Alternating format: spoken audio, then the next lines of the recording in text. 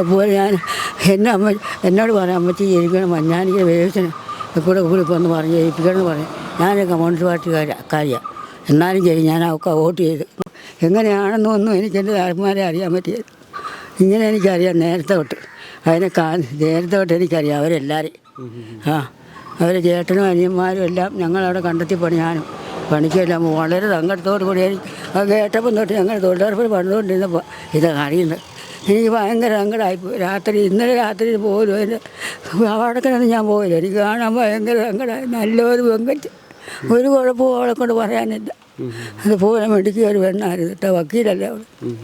2 കുഞ്ഞുങ്ങളെയും കൊണ്ട് പോയി. കെട്ടിയവനുമായിട്ട് എന്താ വഴക്കുണ്ടായിട്ടായിരിക്കും, എങ്ങനെയാണെന്നൊന്നും അറിയത്തില്ല. അവരങ്ങല്ലേ കിടക്കുന്നത്, ആരും വരും കൂടെ എനിക്കറിയത്തില്ല. അവളെപ്പറ്റി എനിക്ക് ഭയങ്കര സങ്കടമുണ്ട്. ഇപ്പോഴും എൻ്റെ പേര് ഇന്നെന്ന എനിക്ക് വോട്ട് ചെയ്യണം, ജയിക്കണം. എന്നാൽ നീ വക്കീലല്ല, നീ പോയി കഴിഞ്ഞ് ഞങ്ങൾ എന്തെങ്കിലും വന്നാൽ പറ്റുമോ?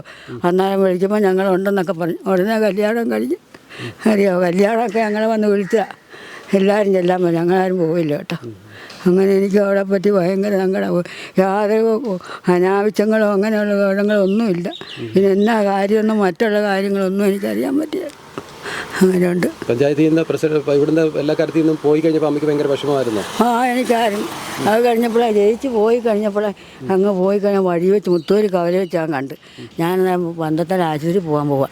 ഉടനെ കൈ നീട്ടി എന്നെ ടാറ്റ തന്ന് എല്ലാവരും കൂടെ കൂടി ഞാൻ ജയിച്ച് കേട്ടോന്ന് പോലെ പോയി. എൻ്റെ അടുത്തോടെ ഞാനും ടാറ്റായും കൊട്ട് പോയി. പിന്നെ ഞങ്ങളുടെ വീടുകളിൽ കൂടെ എല്ലാം വന്ന് അങ്ങനെ വരികയും ചെയ്തുകൊണ്ട് എനിക്ക് ഭയങ്കര സങ്കടം അവളെ പറ്റിയുണ്ട്. പിന്നെ മരിച്ചത് എങ്ങനെയാണെന്നും ഏതാണെന്നും നമുക്കറിയാൻ പറ്റില്ല. ഉണ്ട് എനിക്ക് ഒപ്പിട്ട് സങ്കടമാണ്. കുഞ്ഞു പിള്ളേരല്ലേ, എങ്ങനെ മരിച്ചെന്നും എങ്ങനെയാണ് പോയെന്നും ഒന്നും എനിക്കറിയാൻ പറ്റില്ല. ഒന്നും അറിയത്തില്ല. എന്നോട് വലിയ കാര്യമായിട്ട് പറയാം, നമുക്ക് എന്നെ വേണമെങ്കിലും പറഞ്ഞാൽ മതി, ഞങ്ങൾ ചെയ്തു തരാമെന്നൊക്കെ പറഞ്ഞ് വരുമായിരുന്നു. ഞങ്ങളുടെ മാർക്ക് കൂടെ വഴിയുണ്ടായി. ഇനിയും താറിട്ട് പൊക്കുമ്പോഴേ എടുക്കാൻ പറ്റുള്ളൂ. പുതിയ വഴിയാണ് ഉണ്ടാക്കി തന്ന് അതിലെല്ലാം വരുക, വഴിക്കൊക്കെ വരികയും പോവുകയൊക്കെ. കല്യാണം കഴിക്കുന്നതിന് മുമ്പ് എല്ലാം വന്നുകൊണ്ടിരിക്കുമായിരുന്നു. കല്യാണം വന്ന് ഞങ്ങൾ തൊഴിലുറപ്പിനെ പണിതുകൊണ്ടിരിക്കുമ്പോൾ ഞങ്ങളുടെ അടുത്ത് എല്ലാവരും കല്യാണത്തിന് വന്നേക്കണമെന്ന് വിളിച്ച് ഞാൻ എനിക്ക് പോയാലാ കടിയും കുത്തി ഞാൻ വരികയെന്ന് പറഞ്ഞു. അന്നേരം അതിനൊന്നും കുഴപ്പമില്ല, അങ്ങ് വന്നേച്ചാൽ മതി എന്നൊക്കെ പറഞ്ഞേച്ച് പോയി. അങ്ങനെ ആരും പോയില്ല കേട്ടോ. പോകാൻ എനിക്ക് നടക്കാൻ മേല, എൻ്റെ കെട്ടിയവനും മേലാതെ കിടക്കുമായിരുന്നു. അതുകൊണ്ട് ഇട്ടേച്ച് വൈകിട്ടൊന്നും പോകാനൊന്നും പറ്റിയ ഞാൻ പോയില്ല.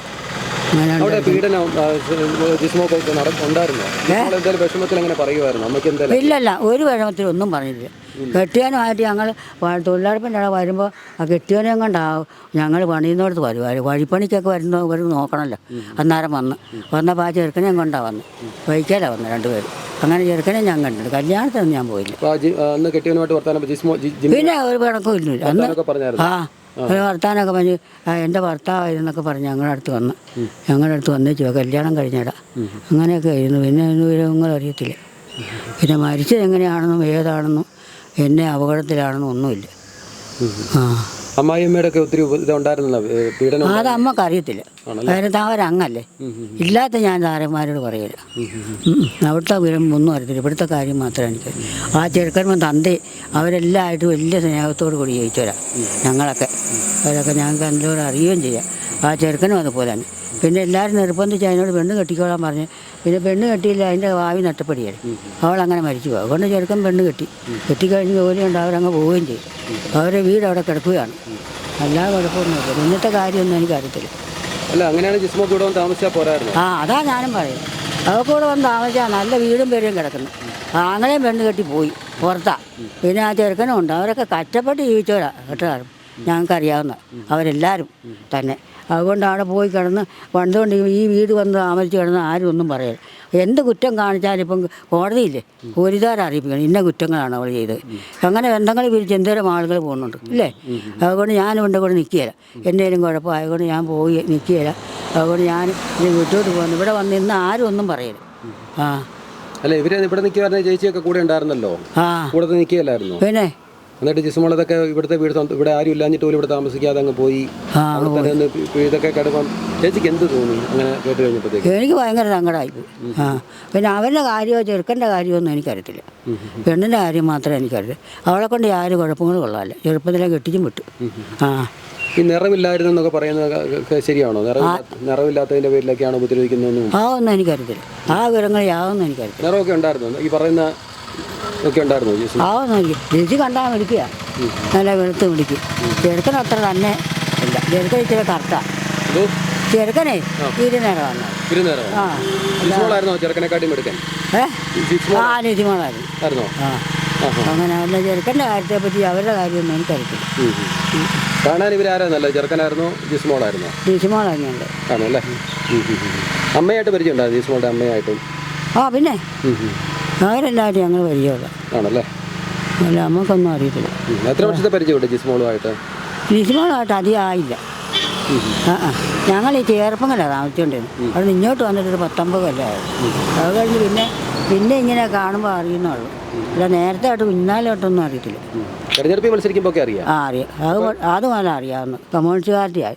ഞാനിങ്ങനെ വേച്ചിനോട് പറഞ്ഞു നമുക്ക് ജയിപ്പിക്കണം, തള്ള പരിചയൻ്റെ പേട്ടിലേ അവിടെ നമ്മളെ ജയിപ്പിക്കണം എന്ന് പറഞ്ഞു വന്നു. വേച്ചിനൊക്കെ ഞങ്ങൾക്ക് ഉപകാരം ചെയ്യുന്നത്, അവരുടെ പണിക്കാരൻ ഞങ്ങൾ അങ്ങനെ ജീവിച്ചുകൊണ്ടിരുന്നത്. അന്നേരം പറയുന്ന കേൾക്കാതിരിക്കത്തില്ല.